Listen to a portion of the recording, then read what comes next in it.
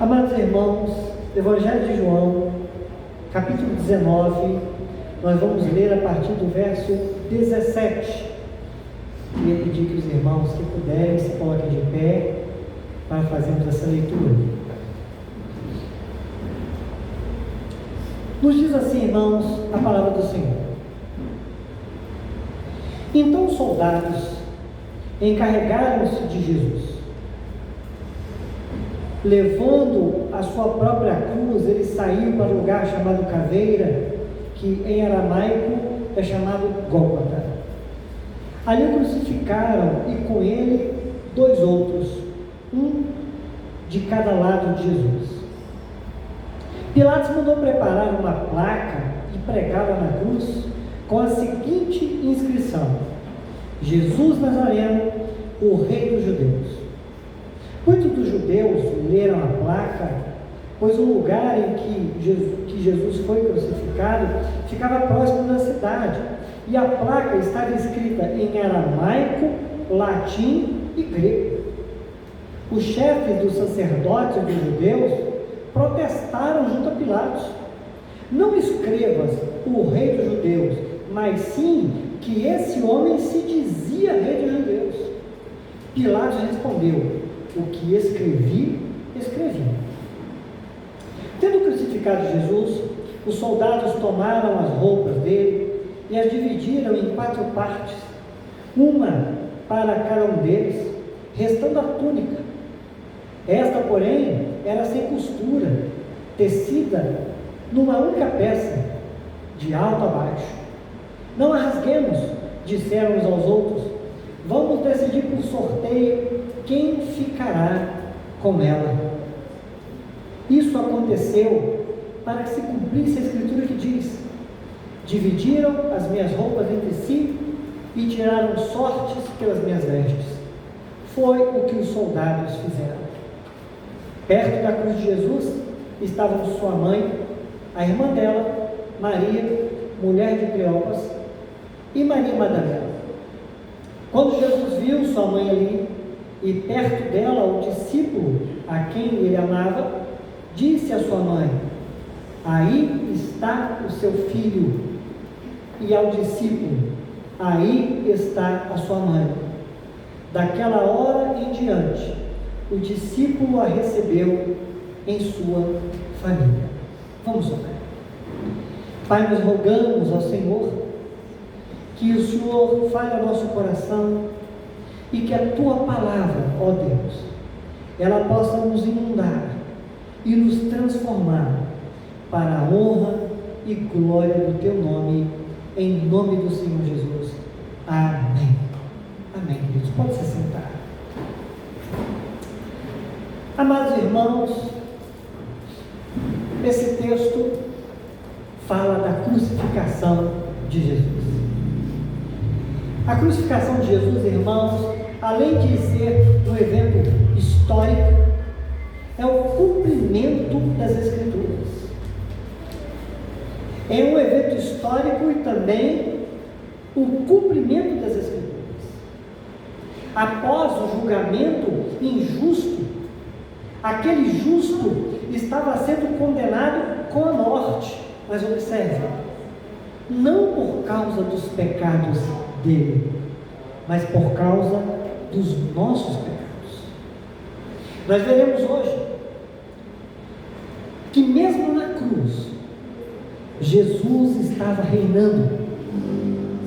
Na cruz ou fora dela, irmãos, morto ou ressurreto, Ele é o Rei da Glória.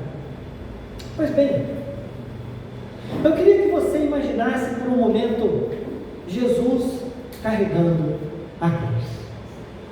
Eu creio que os irmãos observaram que João escreve que Jesus estava levando a sua própria cruz.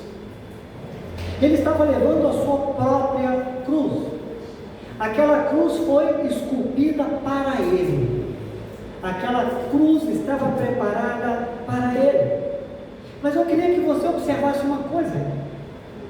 Quando Jesus nasceu, não tinha para ele um lugar na hospedaria.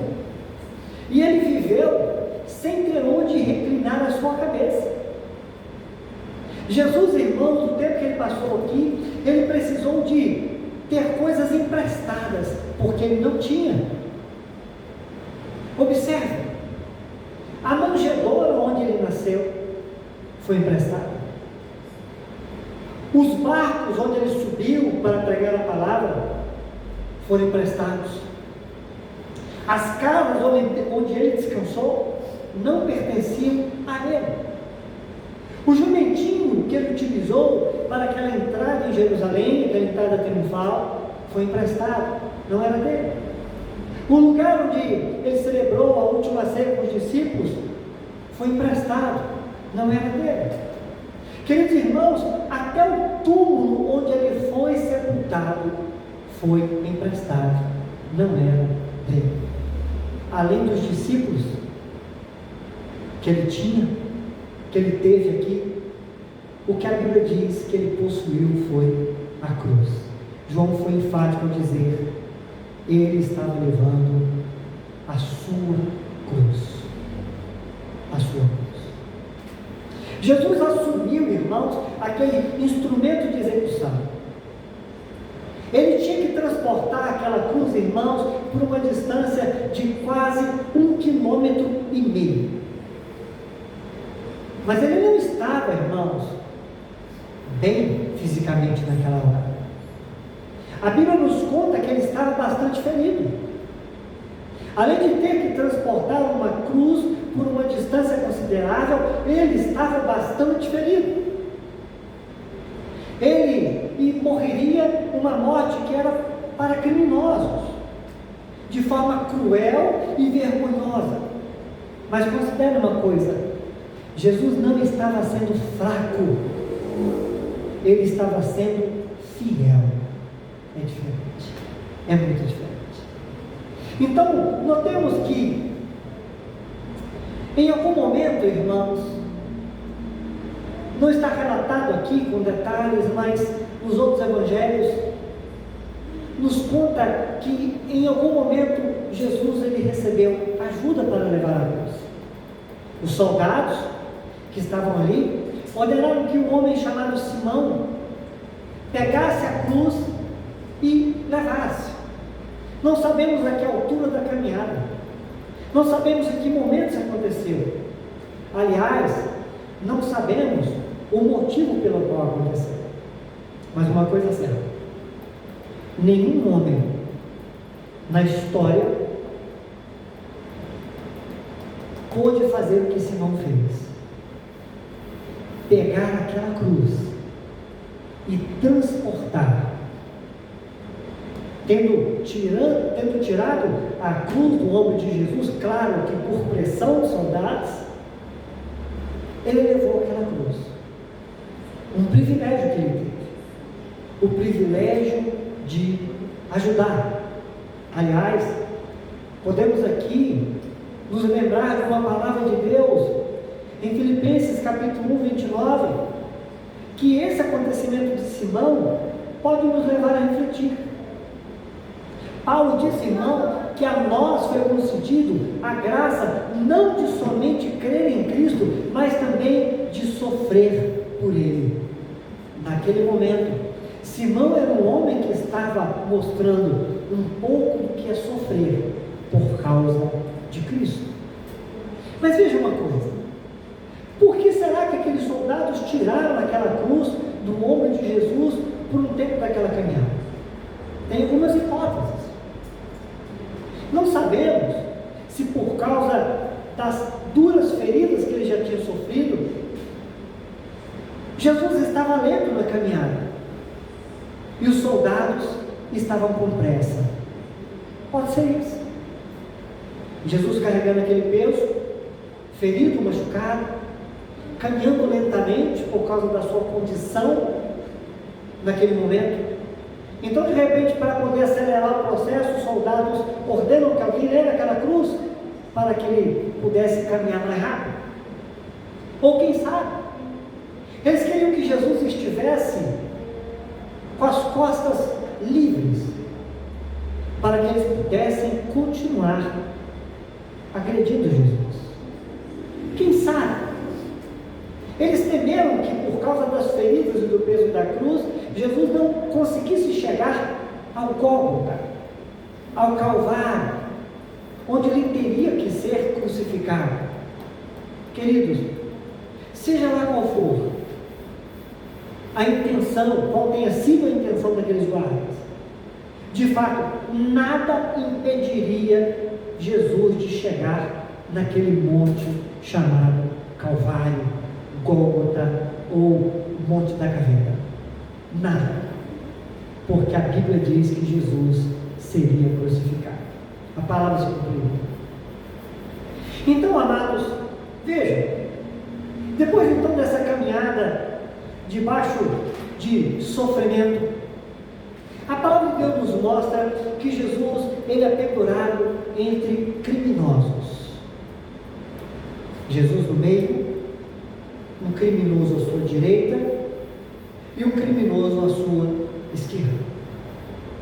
O Evangelho de Lucas, ele conta essa parte de uma forma mais abrangente. No Evangelho de Lucas, nós podemos perceber, em Lucas 23, que fala também da crucificação de Jesus, que a palavra vai mostrar, irmãos, que muitas pessoas estavam lamentando por ver aquela cena de crueldade. Havia mulheres que estavam chorando, porque estavam vendo Jesus sofrer daquela forma. Mas havia também pessoas que estavam escarnecendo, pessoas que estavam amando ver aquela cena. Mas, quando Jesus então, ele é crucificado naquele lugar, sofrendo dores, ele está ouvindo chacota, zombaria de religiosos, de autoridades e também de líderes e gente comum. Não bastava a dor que ele sentia, ele estava ouvindo todo tipo de zombaria daquelas pessoas. Mas acontece uma coisa aqui interessante, irmãos. De repente, como se não bastasse todas aquelas pessoas que eram plateia da crucificação, se não bastasse isso, havia um homem que estava condenado à morte, esperando o momento de morrer, com seus últimos instantes de fôlego de vida, ao lado de Jesus, zombando de Jesus. Consegue imaginar uma coisa dessa? Um homem do lado de Jesus, sentenciado à morte e prestes a morrer, se colocou a blasfemar de Jesus. Mas do outro lado, um outro homem, também já sentenciado à morte, esperando a morte chegar, irmãos, começa a defender Jesus. Quando esse homem que estava de um lado começa a dizer para Jesus: você não é o Cristo, desce dessa cruz e salva a gente também, zombando de Jesus. O outro olha para aquele criminoso, imagine a cena, e ele diz: você não tem temor de Deus? Estando nessa mesma condenação, você não teme a Deus? Gente, era uma conversa entre feridos, entre gente que só estava esperando a morte chegar.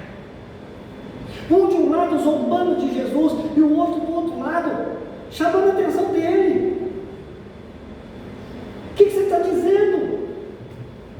Nós estamos condenados aqui porque nós merecemos estar aqui, porque nós somos criminosos, nós estamos pagando pelos crimes que nós cometemos, mas ele não.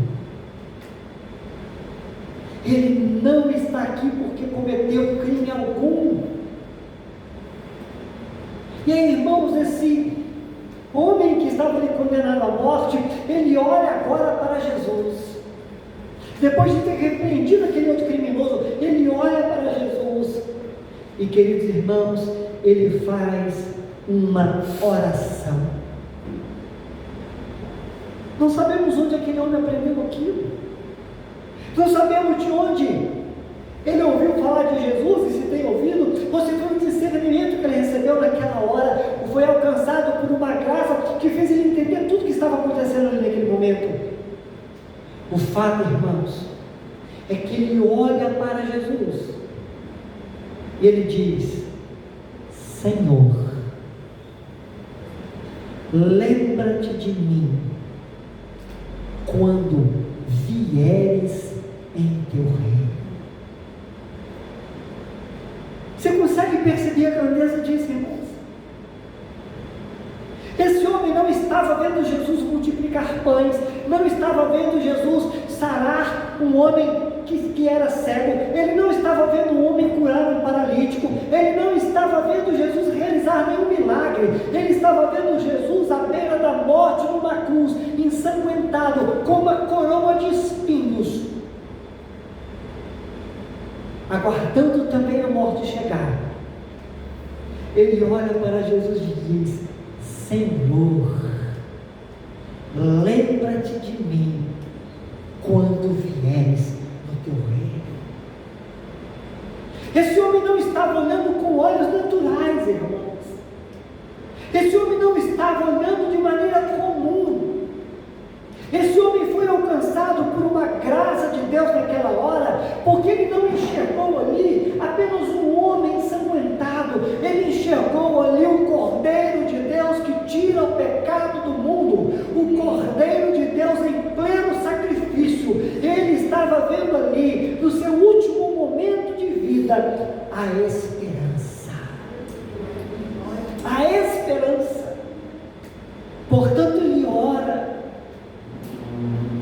Senhor, Senhor, lembra-te de mim, lembra-te de mim quando vieres em teu reino.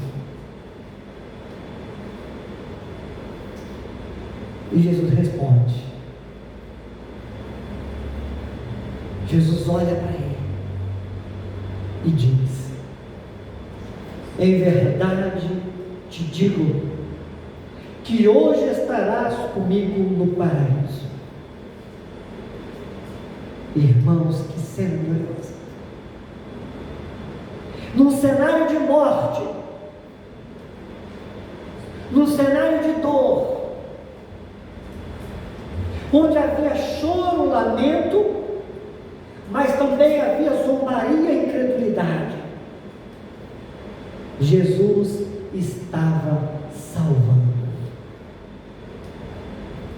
Já era uma amostra, uma demonstração do que aconteceria durante séculos e séculos e milênios. Homens maus zombando de Deus, e outros homens maus reconhecendo o próprio pecado, olhando para Cristo e dizendo: tenha misericórdia de mim, lembra-te de mim. Que note, esse homem reconheceu: eu estou aqui porque eu mereço, eu sou um pecador, mas Senhor, lembra-te de mim, tenha misericórdia de mim. Sabe uma coisa interessante, irmãos? É que nesse relato da crucificação de Jesus, nós veremos adiante, existem vários momentos onde a palavra de Deus está sendo cumprida. Em Isaías 53:12, a profecia diz que Jesus estaria entre transgressores. Diz a profecia o seguinte: foi contado com os transgressores, levou sobre si o pecado de muitos e pelos transgressores intercedeu. Irmãos, por meio de Jesus, naquele momento, o malfeitor se tornou um bem-aventurado. Era o cumprimento de uma profecia. Mesmo que tenha demorado, aquele homem, no momento de morte, ele reconheceu Jesus Cristo, se arrependeu dos pecados. Irmãos, o arrependimento tem como base a consciência de que se é culpado e de que há uma carência de salvação. Não há esperança para quem se acha bom demais. Não há esperança para quem se acha justo demais. Toda pessoa que conhece a Cristo de verdade, que olha para Jesus, reconhece Jesus, a primeira certeza que ela tem é de que ela é uma pecadora e carente de salvação. A primeira certeza. E a segunda certeza que ela tem é que essa salvação só pode vir por aquele que esteve pendurado no madeiro. Observe, esse homem não olhou com olhos naturais. Ele viu ali, e algo testificou no coração dele, que ele estava diante do Salvador. Mas aí acontece uma outra coisa. A partir do verso 19, nós vamos notar, irmãos, que surge aqui uma atitude de Pilatos. Pilatos, que era o governador romano, responsável por toda aquela região, ele decide colocar na cruz uma placa dizendo: Jesus o Nazareno, Rei dos Judeus.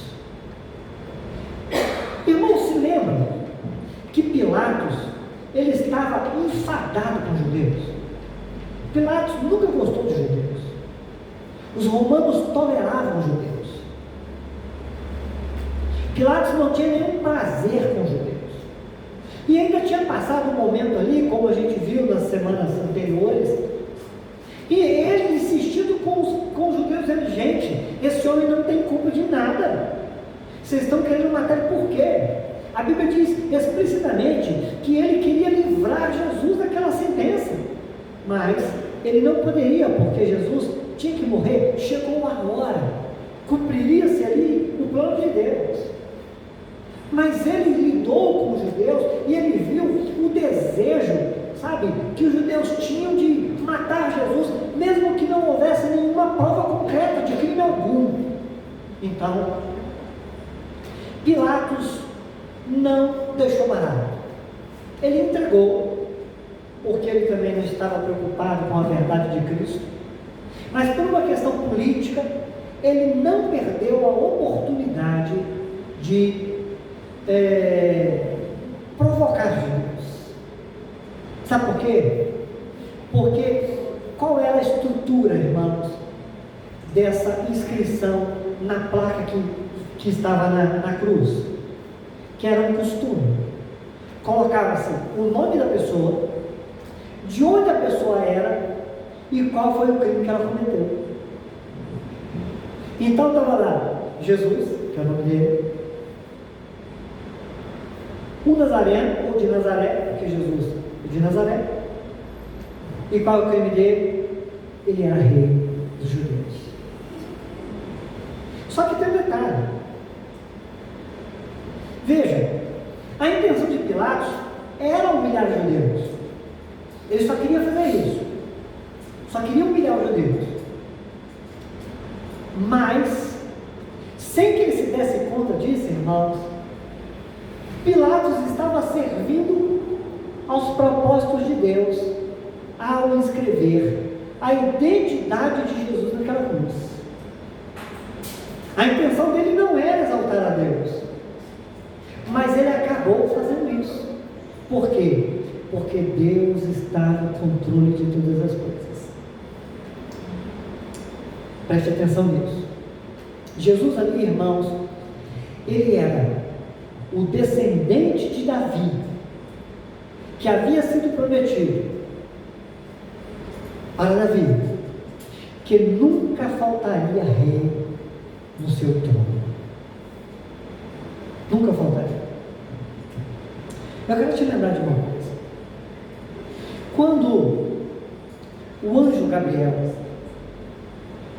ele se dirige a Maria e ele vai falar daquela gestação onde Jesus seria encarnado. Então o que acontece? O anjo Gabriel, ele vem a Maria e diz: você vai ter um filho que vai ser gerado pelo Espírito Santo, e você vai dar a ele o nome Jesus. Então veja, Maria não escolheu esse nome. Esse nome foi o anjo Gabriel que disse: você vai colocar o nome dele de Jesus. Mas o que é que o anjo Gabriel fala agora para Maria? Preste atenção nisso. Lucas 1, 32 e 33 vamos estar registrado. Ele vai dizer o seguinte: olha, ele será grande e será chamado Filho do Altíssimo. O Senhor Deus lhe dará o trono de Davi. Quem era Davi, irmão? Rei de Israel, rei dos hebreus. Então o anjo disse: o Senhor lhe dará o trono de Davi, o seu pai, e ele reinará para sempre sobre o povo de Jacó. O seu reino jamais terá fim.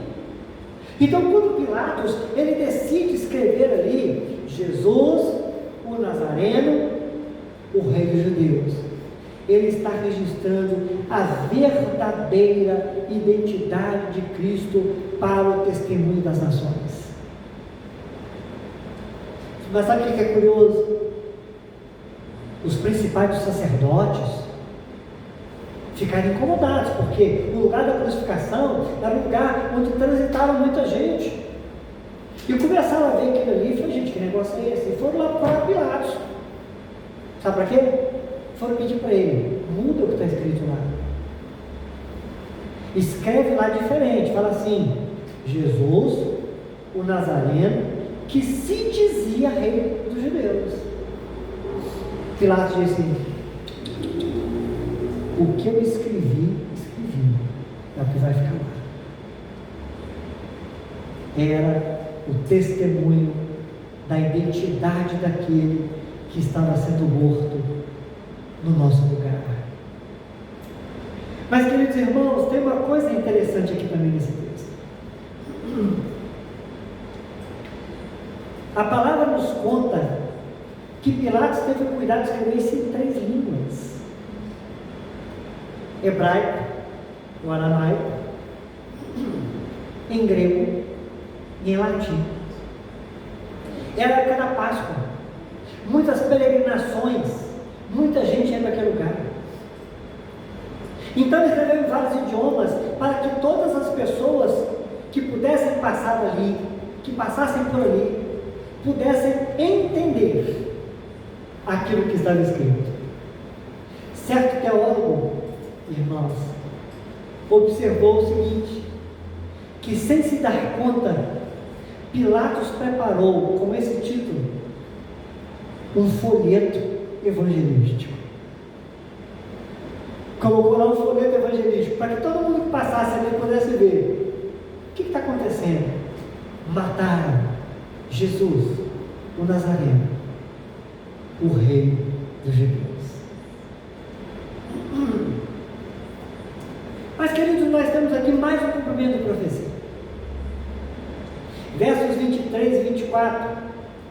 A palavra de Deus vai nos contar, irmãos, que os soldados, eles dividiram as roupas de Jesus. Diz assim: tendo crucificado Jesus, os soldados tomaram as roupas dele e as dividiram em 4 partes, uma para cada um deles, restando a túnica. Esta, porém, era sem costura, tecida numa única peça de alto a baixo. Não rasguemos, disseram aos outros, vamos decidir por sorteio quem ficará com ela. Irmãos, nós já vimos que estar entre pecadores foi o cumprimento de uma profecia. E também vemos agora mais um cumprimento de uma profecia, porque no Salmo 22:18 diz: repartem entre si as minhas vestes e lançam sortes sobre a minha túnica. Irmãos, depois de tantos sinais que aquele Deus tiveram para ver se cumprindo desde a prisão de Jesus, se cumprindo desde o ministério de Jesus, a sua prisão, como foi o seu julgamento. Agora também no momento da sua crucificação, sinais estão comprovando que Ele é Ele é aquele que haveria de vir e veio. Estava ali entre eles, e eles não estavam querendo admitir. Então mais uma coisa acontece, eles agora estão repartindo as suas vestes.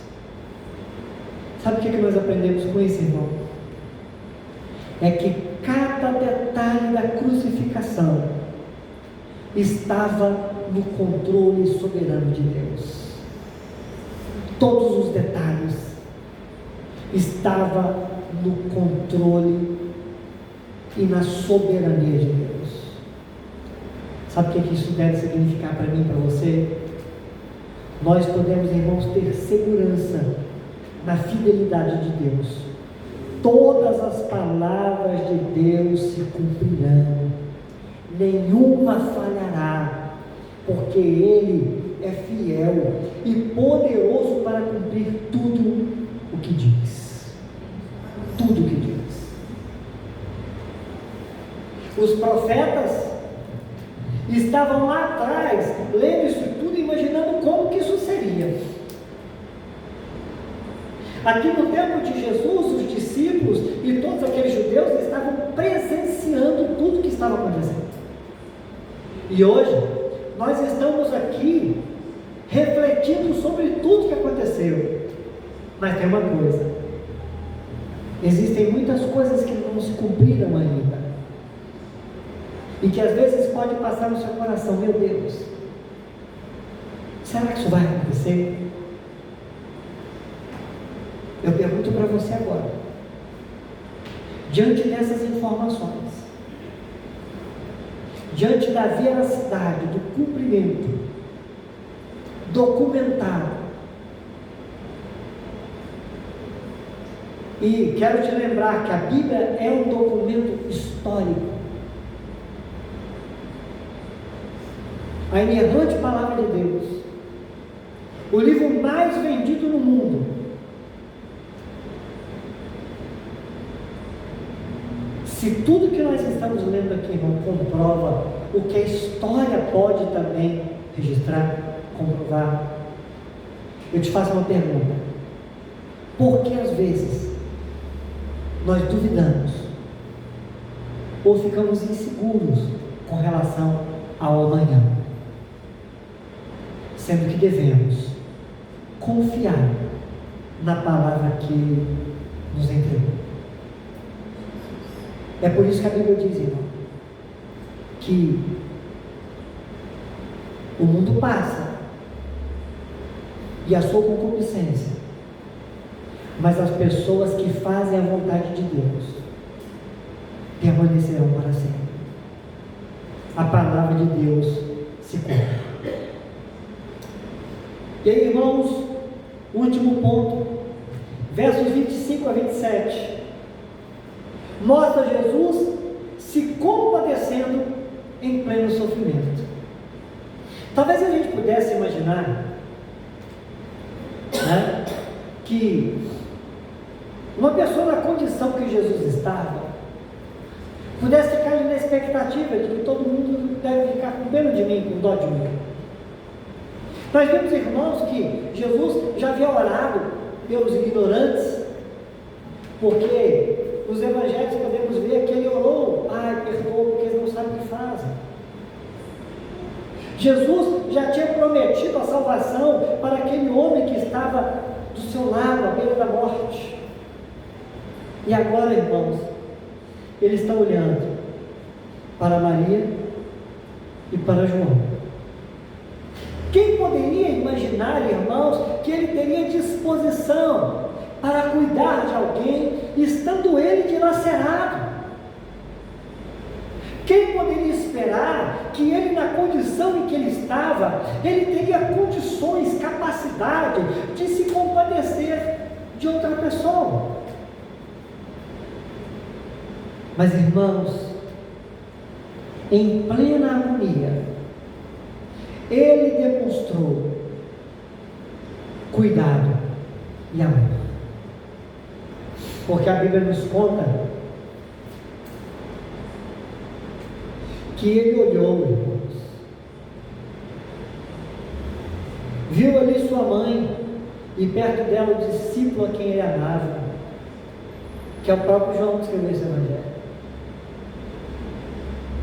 E ele disse à sua mãe: aí está o seu filho.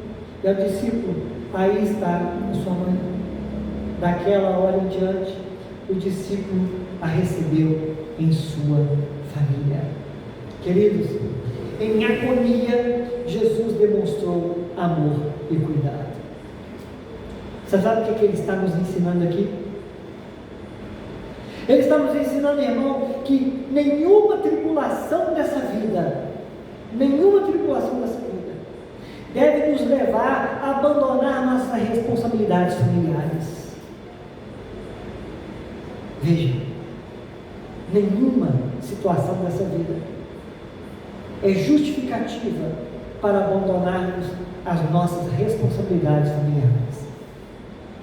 Jesus olhou para a mãe dele e diz: eis aí o teu filho, e diz para o discípulo: eis aí a tua mãe.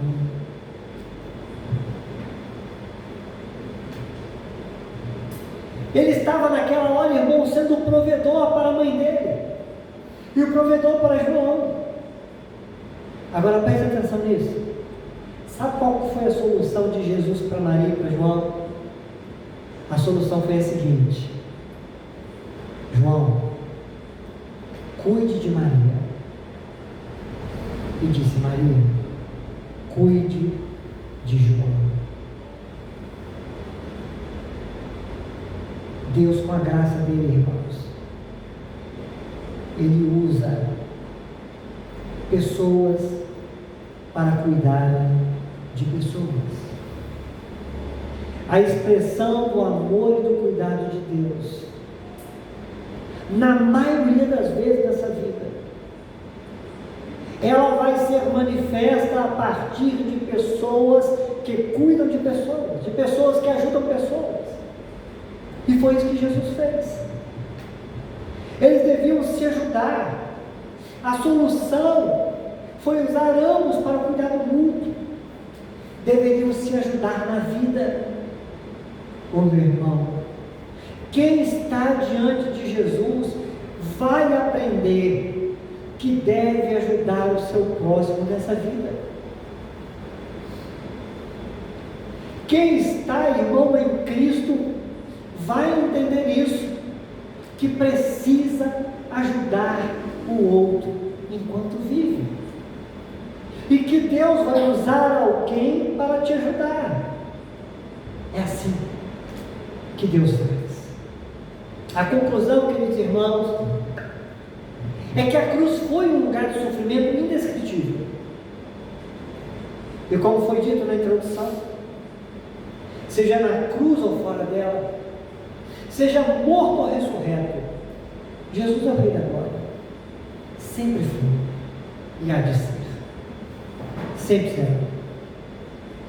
Foi na cruz, irmãos, que Jesus mostrou a sua soberania sobre o sofrimento. Foi na cruz, irmãos, onde ele declarou que ele é o Rei e que suas palavras se cumprem. E foi na cruz, em meio ao caos, que ele falou de salvação. Foi fiel amigo para João e ensinou o que significa honrar uma mãe. Pensa nisso. Jesus na cruz, prestes a morrer, nos ensinando o que significa honrar uma mãe. Louvado seja o nome do Senhor. Mas eu quero concluir dizendo para você uma coisa: ele ainda está respirando. Ele ainda respira. O que mais Ele vai dizer. Isso nós veremos na próxima mensagem. Vamos falar com Deus. Pai, nós queremos te agradecer pela tua obra, porque foi na cruz que nós vimos nossos pecados castigados em Jesus. Pai querido, bendito seja o teu nome pela tua salvação, pela tua obra. Que possamos aprender, ó Pai, e compreender a grandeza do teu amor. E que possamos, ó Pai, ser confiantes na tua graça bendita. Fortalece o nosso coração. Abençoa as nossas vidas. Nós pedimos isso em nome do Senhor Jesus. Amém. Amém, amados. Louvado seja Deus. Queridos, estamos caminhando